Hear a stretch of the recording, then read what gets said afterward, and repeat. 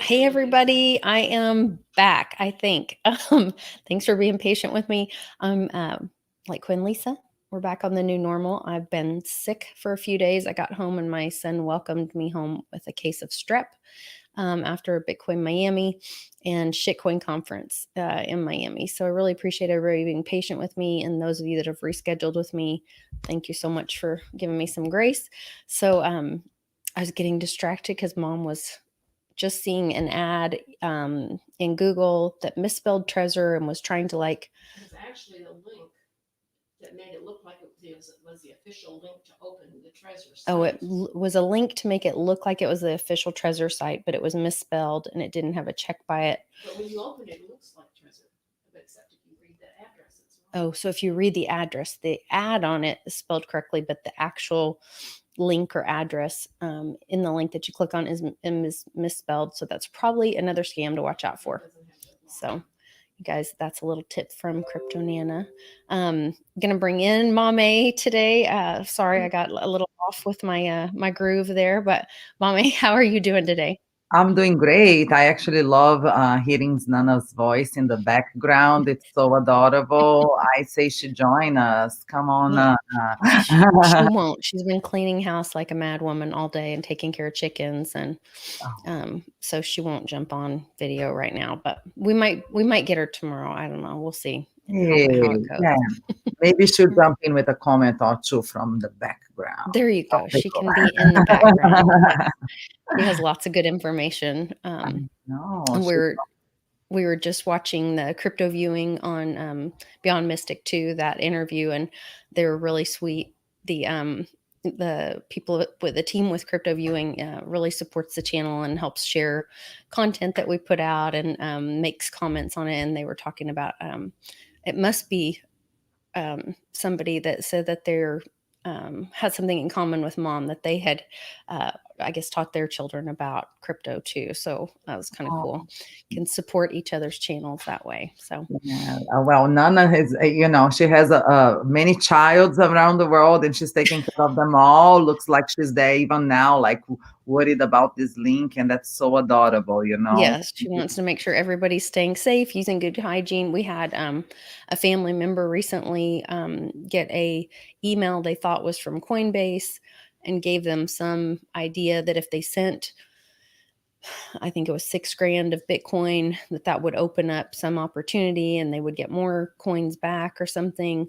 They ended up getting scammed on that. So there's just stuff out there, when something sounds too good to be true, typically it is. So one of the things that I had a friend tell me as we get into this investing in this volatile market, like you were talking about before we got started, if you feel rushed or hurried, don't do it.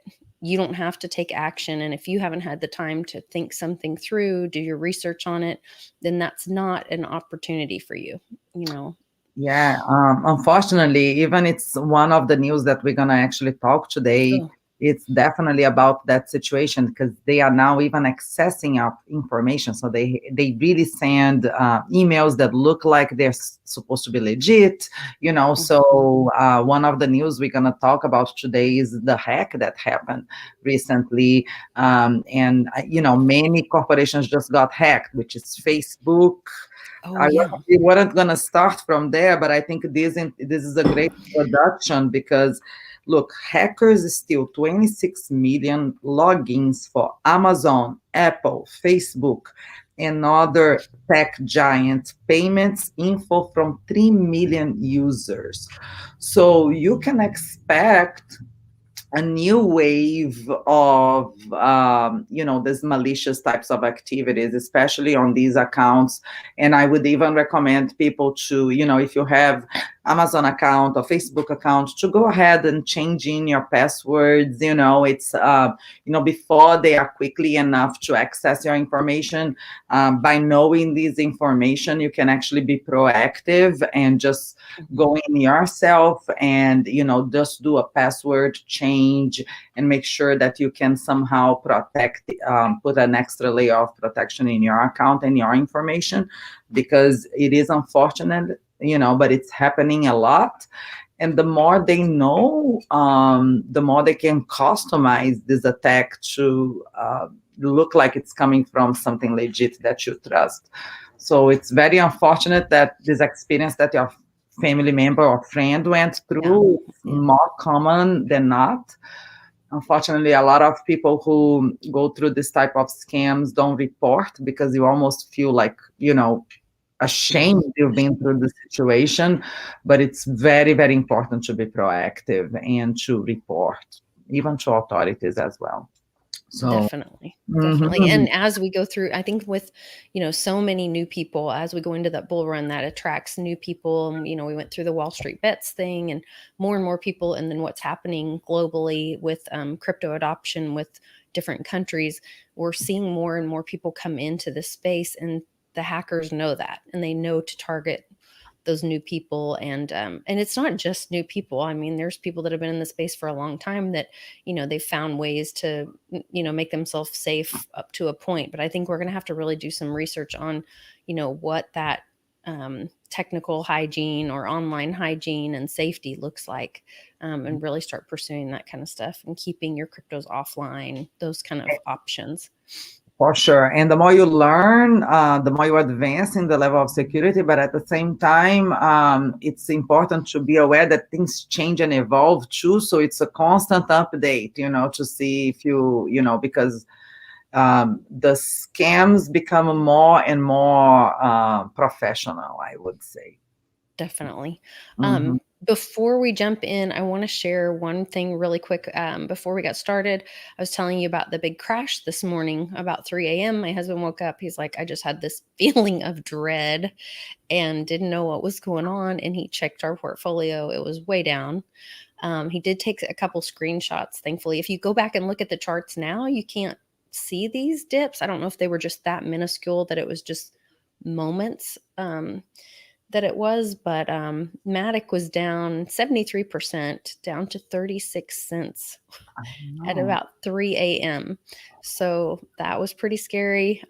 Here are some others that show, let's see, 79% drop on Asbit. The Aussie coin was down 70%, 95% down on OMI. Tether was down 96%. So those are some pretty scary stuff. Oh, and he screenshotted. It was at 4:44 a.m. Yeah, that's really interesting. A lot of things, they seem like they are all Ethereum tokens, solutions for layer 2 and layer 3 of the Ethereum network. Maybe some glitch happened, some congestion in the network. I'm not really sure. That's really, really interesting. It's just important to say that at this stage, it's like super high volatility markets, right? Nobody has the crystal ball. The probability, like from what I see, because I'm not a trader and I've been always just scoping on Twitter and seeing what people, what the general feel is. And you can totally see that some people are just total bears and some people are total bulls. We're right in that stage that you really can't tell which way it's going to go. I just tell people, be prepared, for both ways. It's a very emotional market right now. That's for sure. I think with so much uncertainty in the world. Yeah. And then at the same time, I do believe that, you're getting constant news of more money gets printed. I think there is a new bill that may be approved or something like that could mean more US dollars being issued. If that happens, I'm not sure if it did, because I'm not too, I'm not reading some of the main newspapers. I'm more focused into crypto and the technical stuff. Then who knows? It's very interesting to see what will shape the market, what will maintain it, what will revitalize it. Who knows? There is a lot of news happening, and it's constant. Yes. I'm sorry. So over the last week, I've sent her probably, I don't know, you said 100 articles. I don't think it was quite 100, but it was close. There was just one thing happening after the other in crypto, and all seemed really significant. So we're going to try to hit the highlights of a few of them to knock out some information. We want to keep everybody up to date on all the things going on. There was one other thing that I don't have an article on. I can't find it right now, but my husband had told me that Zilliqa has been approved for making purchases on Amazon and some other online sites. And so that's pretty exciting for, that project or token as well. The stuff we have here, it's like the news is like unbelievable. We have Bitcoin updates. We have, nations accepting Bitcoin. It's like bands gone inverse. Let's move to it. Do you want to go backwards from the last one to the first, and then Sure. Yeah, we can do that. So start off with Texas. Yeah, let's do that one. And we'll start off with Texas, and we can go from there. Yeah, so I think I have the headline here. It says Texas regulators allows state-chartered banks to hold crypto. So basically, in the whole state of Texas, they are basically allowing banks to do custodial, services for their customers. And that's something, that banks are literally going to become the hodlers now in the state of Texas. So, and one thing that I found interesting about this article, and it says right here, as long as the banks have adequate protocols in place to effectively manage the risks and comply with applicable laws. Now, how do you effectively manage the risk of holding someone's private key? I'm wondering, how are they going to do it? They're going to have like a little safety box that says your last name, and they have a little piece of paper. Yeah, and anyone that works there would be able to access that private key. Exactly. And then they track who took it. Or, I don't know. I don't know how this is going to work. In my ideal world, I would love it. Like, not would love it, but like if banks were how they used to be, those little deposit boxes that people store their jewelry and things like that. I could understand like a vault like that people could actually go physically in and then store, maybe you have your private key pieced in a couple of those, spread in a town. I don't know, make it difficult like that to access, and the banks protecting your private key. But having a way, not the banks itself, but you having the key to your private key in a vault. But, having just another custodial service, I don't know how much.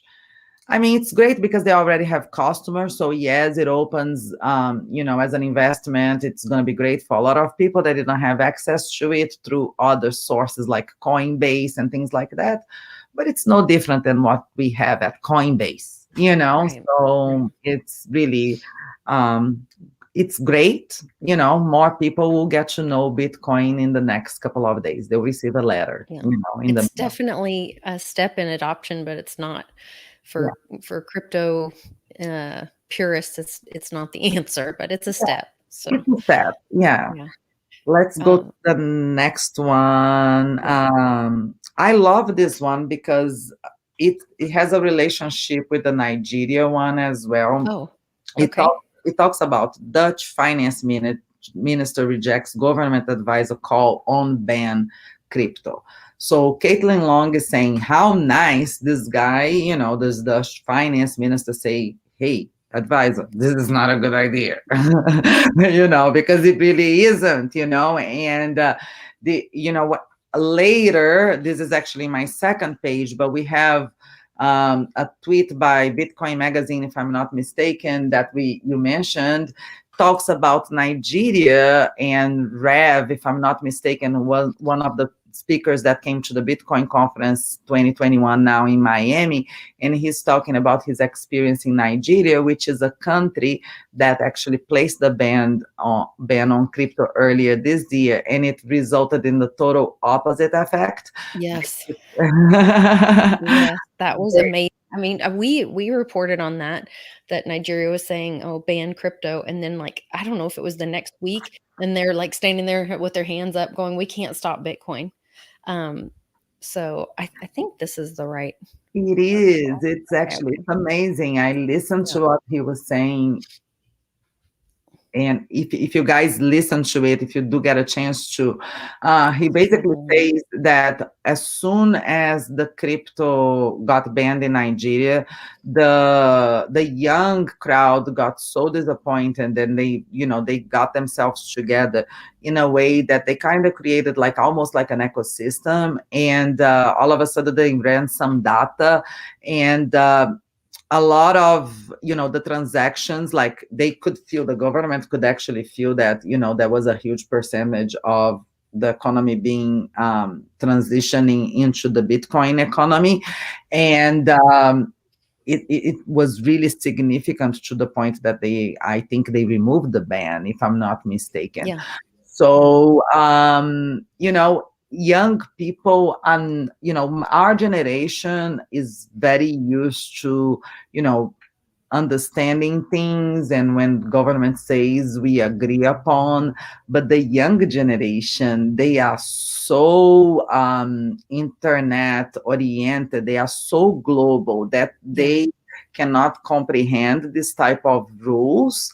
So, and he understood that this force, what Rev, if I'm not mistaken, described, is that this force came from the youth. And it's hopefully this is gonna, now that we're seeing countries adopting it as their own currency, such as El Salvador, I think it's going to be even harder for other countries to be able to reject it or criticize it, because how are you going to criticize a currency that is actually a functioning currency of a country, so all of a sudden I think it gives more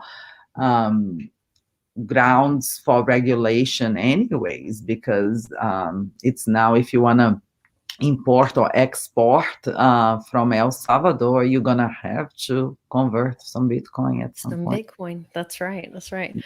Speaking of countries, here's another tweet that I sent.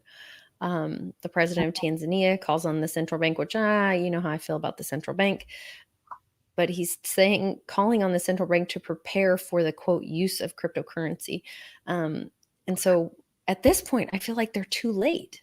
Like it's already established and moving and going, To be honest, on this one, I, because I played the audio and everything was in a language that I couldn't understand.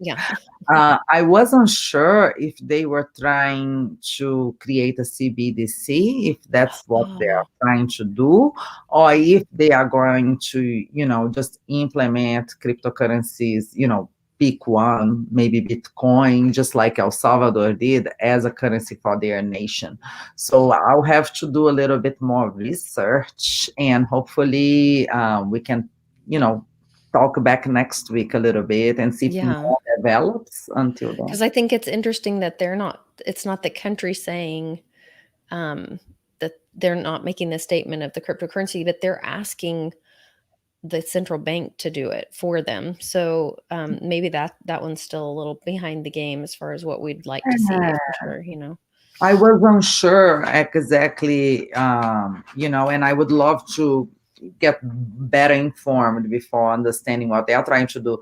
It would be nice to see them as the second country using Bitcoin as, as a legal tender. That would be the best. Yeah, well, and we're seeing there's a list of countries.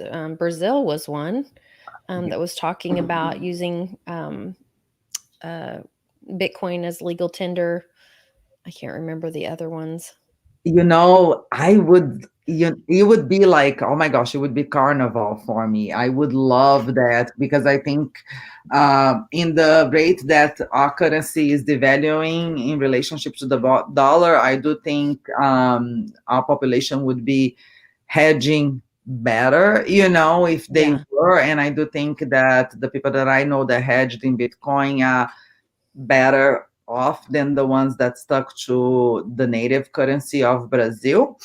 But at the same token, it's a very large country. It's very difficult to implement such a thing there. I can see it happening, but I haven't heard any talks as of yet of something like that happening soon.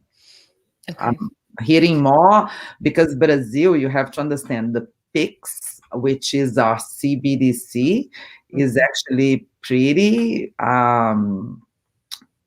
The implementation of it is going fairly fast and fairly well, and people are really adopting the PIX, and the system is working there. And Interesting. I know, and people are not very coherent of information and how data is valuable and things like that as of yet. They are looking to hedge and they are looking for opportunities for banking, because Okay. banking has never been as easy to reach.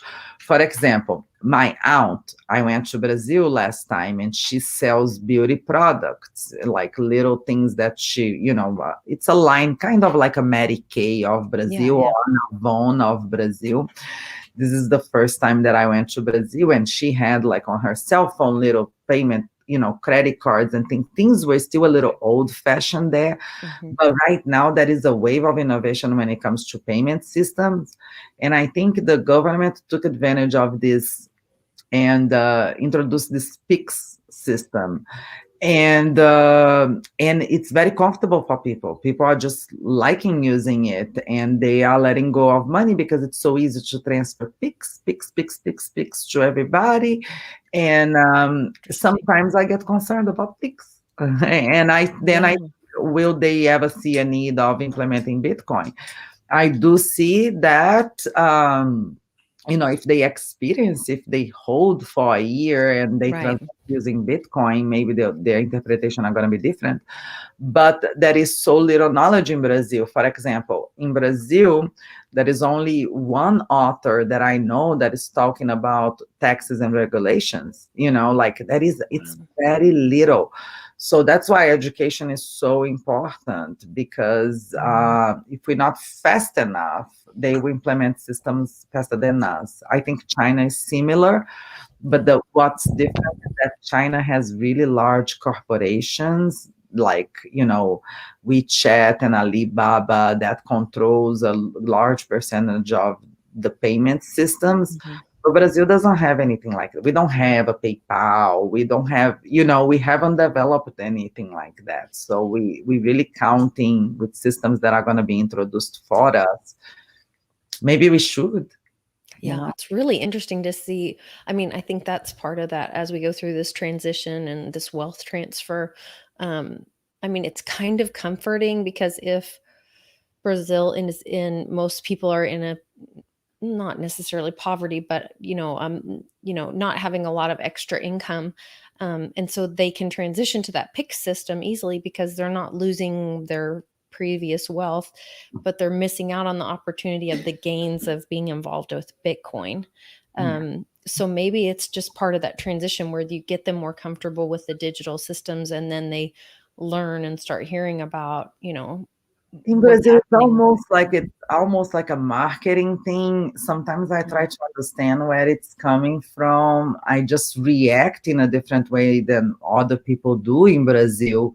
For Mhm. example, I'm there on vacation and I go to a regular store, and I'm usually, because I'm on vacation, I have cash on me. I usually don't Right. shop with credit cards or things like that. So I go into a store, I buy a piece of clothing from a regular store in a regular shopping mall, and then I'm about to pay, and then they ask me my social security number.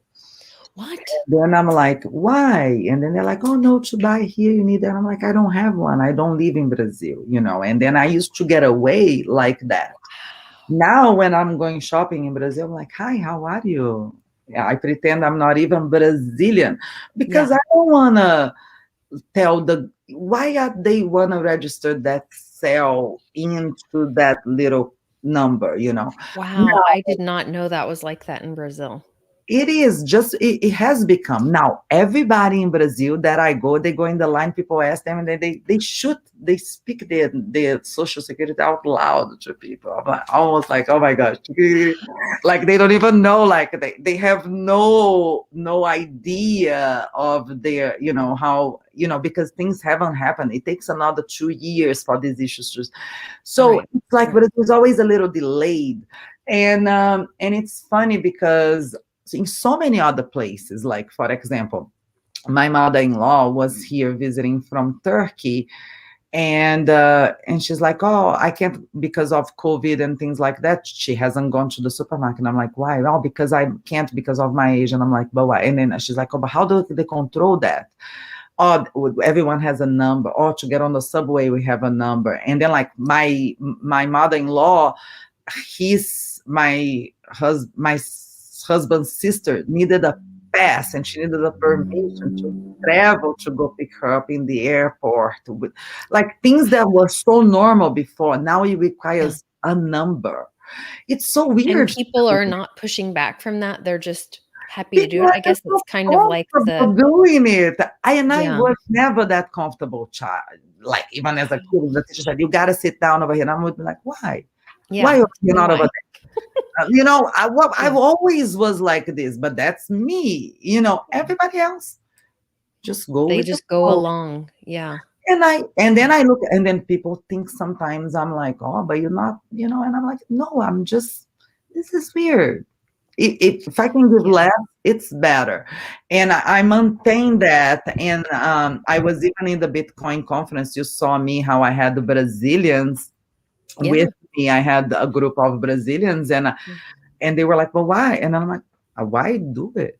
And then, but there was so many times in which I had to explain myself why I preferred not to do that and preferred not to do Not that. to give your information. Yes, and then Yeah. they really they were like, wow, it was really interesting to see things from this perspective. And these are marketing people.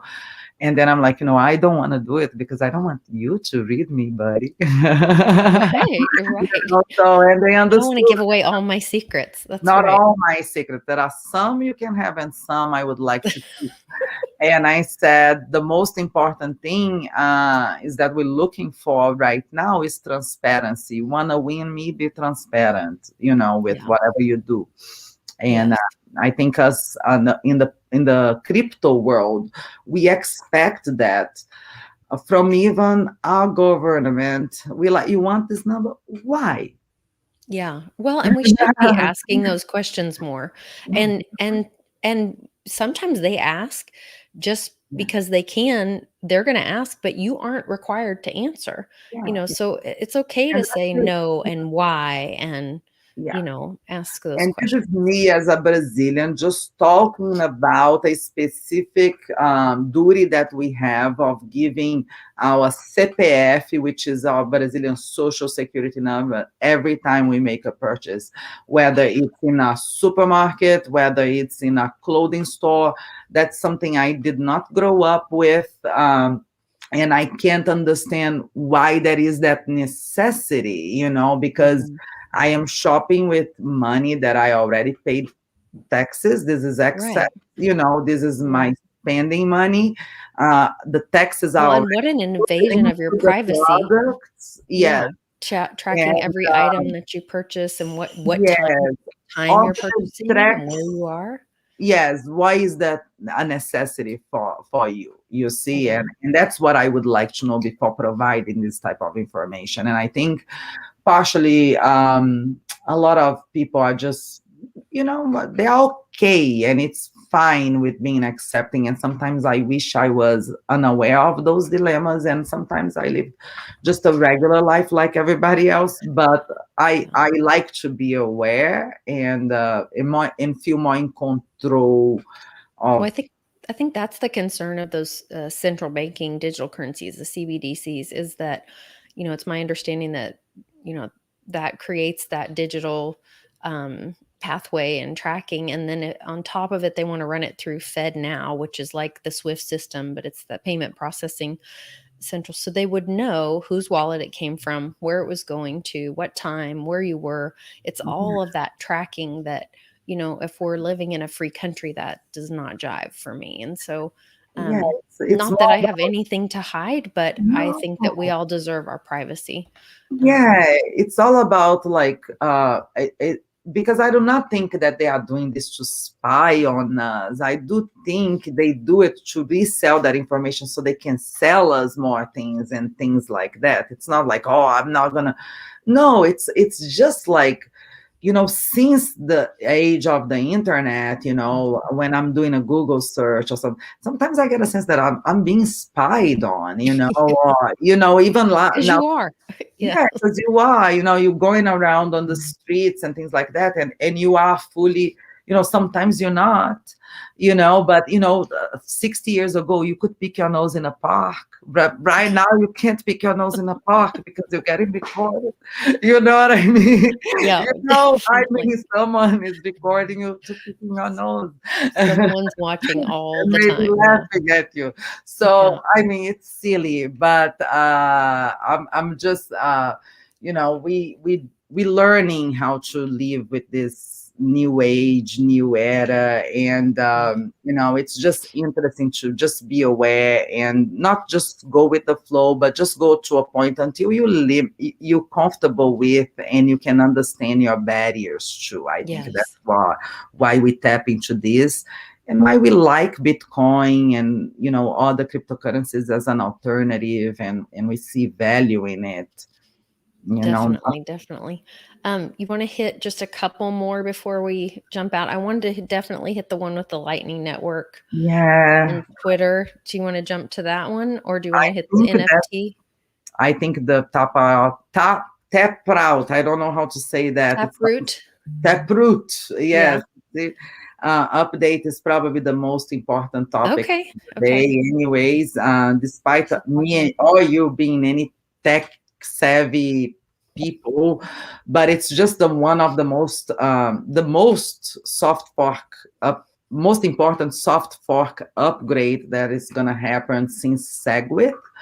And it does give a lot of capabilities to Bitcoin in the future, hopefully, and which will include privacy, security, scalability. It's another layer that can be built upon. So it's really interesting because I think there is a whole mining, how consensus needs to occur, and I think at this stage they were able to have enough miners join in. So right now it has, how do I say, since signature scheme known as, well, basically it has already started, it's process of miners turning it on, plugging in and upgrading to this new code. And I think it's like in a period of 5 months that they have, so everybody's up to date, and then a whole new world of possibilities could open for Bitcoin, and there are a lot of developers really excited about what's new, what can come with it. I'm not fully aware of any projects directly, developing anything in specific right away. I do think, like, for example, the privacy feature for Litecoin may come a lot sooner than any privacy features for Bitcoin. So we'll see about that. That'll be interesting to see how that affects the two, because traditionally Litecoin has been that test net for Bitcoin. So if Mimblewimble or MWeb hits before this Taproot goes full force, I'll be curious to see if those two affect each other. If it affects, and even if they can correlate in the future somehow, like if I know Litecoin had to do some adjustments before Mimblewimble, right, to make sure it goes smoothly, it reads smoothly. Maybe I wonder if these would enable it to later work the To technology come to. combine. I don't know. Who knows? Interesting. Yeah, I don't. Yeah, it's a world of possibilities. But every time this happens, we see a lot of innovation that comes to the space afterwards. So, it's important, of course, now give a little time. It's 5 months until it gets fully implemented and all the miners are, up and running good on it. And then, all the, maybe there are people working already on some development, but maybe not. Maybe all this new development will come, just like Segwit. After Segwit, we saw Lightning, and just now we fully feeling, the results of Lightning, to the point that even Jack from Twitter is talking about implementing Lightning on Twitter. That was something we were going to talk about today too. And that was what we were. I remember Lightning, when the first transaction happened.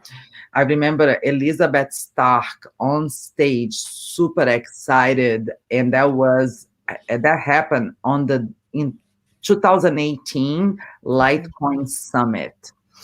And it's not even been 3 years since that day. Yeah, because that was October of 2018, right? October 2018. Yeah. And I was right there, watching her excitement. Diego Gurrieres was there too, talking about Lightning and all the possibilities of Lightning. And then the Lightning torch was starting to go around at that time.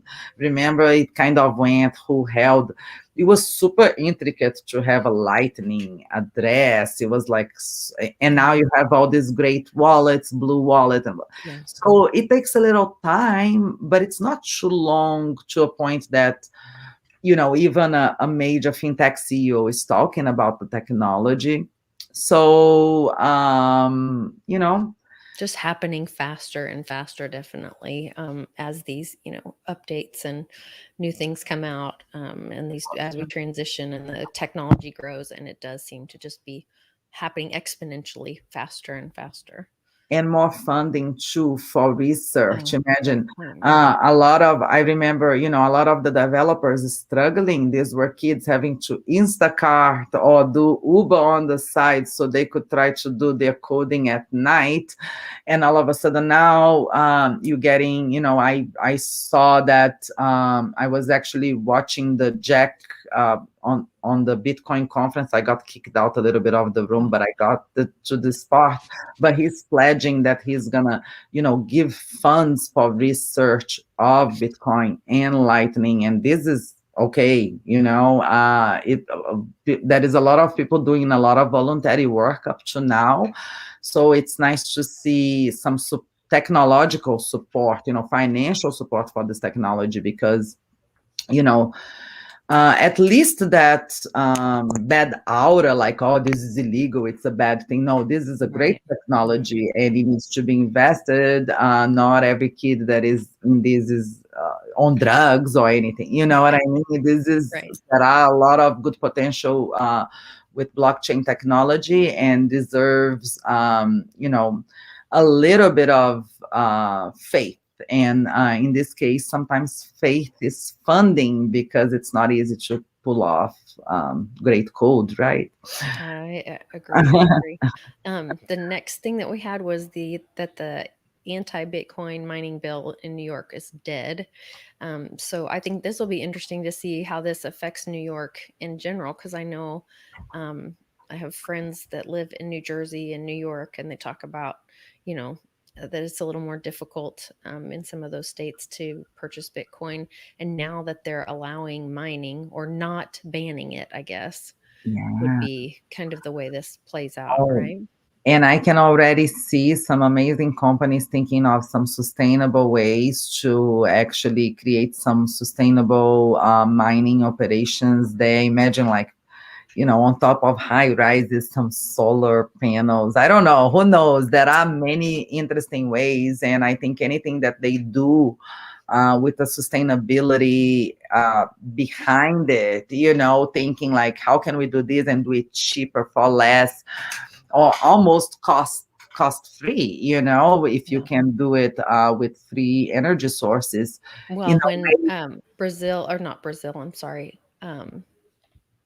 El Salvador is using volcanoes to mine Bitcoin. There you Talk go. about free energy. That's pretty exciting. And so I know when Trump was in office officially, he was talking about using gas flares for oil and gas production and using the flares to mine Bitcoin, which would be another thing that's great for the environment as well. And then here's this article that we sent talking about renewable energy and using Bitcoin mining and this solar powered energy. The largest renewable energy Bitcoin mining center is opened or being built in Texas right now. So there you go. You see, there will be, I saw some companies doing, I forgot the name, but we can try to figure it out for the next show. But they were pledging some big, companies, mining operations that are pledging to, invest in renewable energies for their mining sources. And I think that's great because the company that I work for right now, Moss Earth, they actually did a calculation of how much it takes to offset the carbon produced for one Bitcoin. And it's actually very little. It's like around $20 worth of, so for every Bitcoin mined, so let's say for 40,000 worth of value, it only, the cost for offsetting the carbon to produce it as is using the energy that we use now is about $20, $20 to $30. So that's not too costly, to produce a dollar bill is a lot more than that. And if we can manage to decrease that even more by creating sustainable sources, so that eventually we can say, you know what, we are barely using any energy because most of our energy are being drawn and created by sustainable sources, then we won't have criticism, which is great, and our earth will benefit, our kids will benefit too. I can't say no to that, so it's definitely. I love nature. That's such a big, important part of my life. It's a huge part of, the rainforest is part of your country and where you grew up, and you've seen what big companies have done coming in and using the world's resources, but Brazil's resources, and, not taking accountability for that. So Moss does give a great opportunity for those companies to contribute. And it's simple, like we can offset, and it's not a big deal, but we, because Bitcoin has received this criticism lately, it brought the topic to mind, and it became like an open subject now, and people in the community are now having to address it. And honestly, it's not a bad thing in a way, because we're saving Earth. Yes. There's just a couple things more that I wanted to hit. There was one that there is a petition for people to petition the President of the United States about making Bitcoin the legal tender for the United States of America. So I'll be sharing that link That's awesome. in the chat, and you guys can check that out. The answer is always no till you ask. So I think that's something that we can all do together and let our voice be heard. Another way we can speak our voice. That's a great idea. Oh my gosh, we need to spread that out and get as many signatures as possible, because the public speaks, community. Yeah, definitely. It is we the people. So we the people need to have our voice heard. So excited to show that. And did you want to touch on any other of the stories before? I've got one more thing to close up. I don't think the stories, no. If you guys want to know a little bit of what happened on the Bitcoin conference, you can always do a quick pit stop in my blog. I kind of wrote about my experience. That was kind of super fun. I just kind of tell how I, what my journey was during the event. And, I just loved every minute of it. I also shared a lot of like fun posts, like about, how long the line is. If you actually click on Yes, it, I yeah, saw your video. Yeah, that was incredible. isn't it incredible? I'm like, this is just like, it's something that needs to be captured. So that video was really fun. I'm getting tons of You views. need to make an NFT of that video. Right. I got to learn how to make video NFTs for sure, Yeah. And Ken was telling me you could do like, you can pretty much like NFT anything, your tweets. Like I gotta get back on my research mode for sure. I've been so much on my work mode these days. Maybe we can have Miss Teen Crypto come on a Monday with us and give a quick tutorial, because I heard that her class was really good and that people really enjoyed it, and she did a great job explaining all that. I would love that. If she can do it, let's schedule for next Monday and we could have Okay. a blast talking NFTs. We can do like Mommy Mondays NFT crazies, It Yeah. would be awesome. And we have just so many stories to share, because I think like in terms of art and, really edgy, cyberpunk culture, that's where the shitcoin conference, that's where the magic was. Mhm. So a lot of the times I just escaped from the, mainstream Bitcoin conference, which was great. A lot of talented people, but very full conference. Okay, I'm talking about like 15,000 people. It's like crazy. And then you go to this very casual space, and then you're talking to amazing local artists, like muralists. Oh. Oh no.